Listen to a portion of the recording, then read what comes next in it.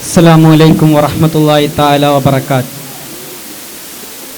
ബഹുമാന്യരായ അതിഥികൾ നിറഞ്ഞ മാന്യ സദസ്സിന് വന്ദനം. ഈ ബഹുജന സദസ്സിൽ ഇവിടെ ഒരുമിച്ച് കൂടിയിരിക്കുന്ന രാഷ്ട്രീയ നേതാക്കന്മാരെ, മറ്റു സാമൂഹിക സാംസ്കാരിക സമുന്നത തലത്തിൽ സജീവരായിട്ടുള്ള സുഹൃത്തുക്കളെ, ഫലസ്തീൻ ഐക്യദാർഢ്യം എന്നതാണ് എൻ്റെ വിഷയം. സുഹൃത്തുക്കളെ, എവിടെ നിന്നാണ് ഫലസ്തീൻ തുടങ്ങുന്നത്? എങ്ങനെയായിരുന്നു നമ്മുടെ രാജ്യത്തിൻ്റെ സമീപനം? 1947 ഇന്ത്യ സ്വതന്ത്രമായത് മുതൽ ഇങ്ങോട്ട് പണ്ഡിറ്റ് ജവഹർലാൽ നെഹ്റു വിദേശ നയം സ്വീകരിച്ച സമയത്ത് അവിടുന്ന് ഇങ്ങോട്ട് ഇന്ന് നരേന്ദ്രമോദിയിൽ പ്രധാനമന്ത്രി സ്ഥാനം എത്തി നിൽക്കുമ്പോൾ എങ്ങനെയായിരുന്നു ഫലസ്തീനോട് ഇന്ത്യയുടെ സമീപനം?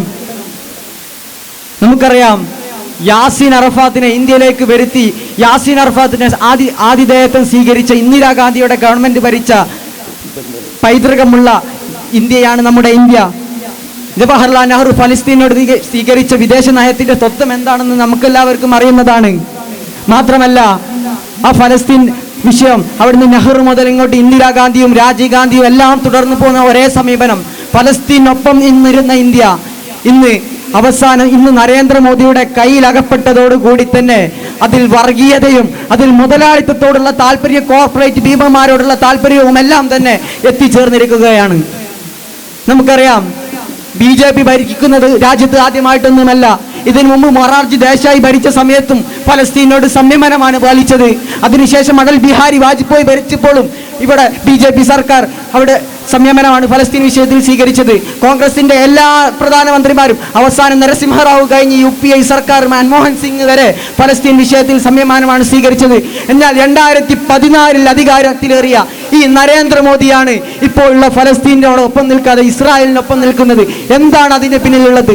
നമുക്കറിയാമല്ലോ, UPI ഗവൺമെന്റ് ഭരിക്കുന്ന കാലത്താണ് ഫലസ്തീൻ അംബാസിഡർ കാർ വേണമെന്ന് പറഞ്ഞുകൊണ്ട് അഹമ്മദ് രാമല് ഫലസ്തീനിലെ രാമല്ലയിലെ നേതാക്കന്മാർക്ക് സഞ്ചരിക്കാൻ വാഹനമാണെന്ന് പറഞ്ഞുകൊണ്ട് ഇതാക്കിയത്, രംഗത്തേക്ക് വന്നത്. ഇത്തരം ഒരു സമീപനത്തെയാണ് ഇന്നത്തെ മോദി സർക്കാർ ഇവിടെ അടിച്ചമർത്തിയിരിക്കുന്നത്. എന്താണ് ഇതിന്റെ പിന്നിൽ?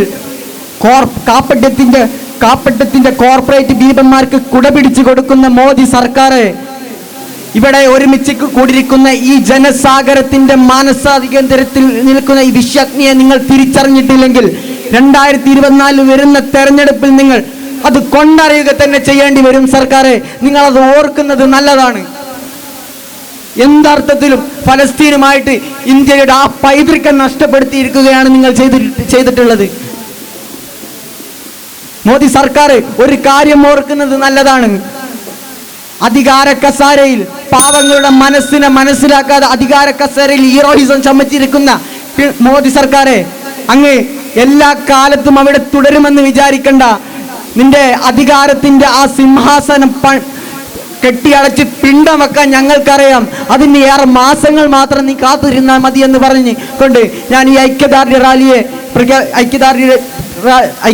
ഫലസ്തീൻ ഐക്യദാർഢ്യ റാലി ഫലസ്തീൻ ജനതയ്ക്ക് ഐക്യദാർഢ്യം പ്രഖ്യാപിച്ചുകൊണ്ട് അവസാനിപ്പിക്കുന്നു. അസ്സലാമു അലൈക്കും വറഹ്മത്തുള്ളാഹി വബറകാതുഹു.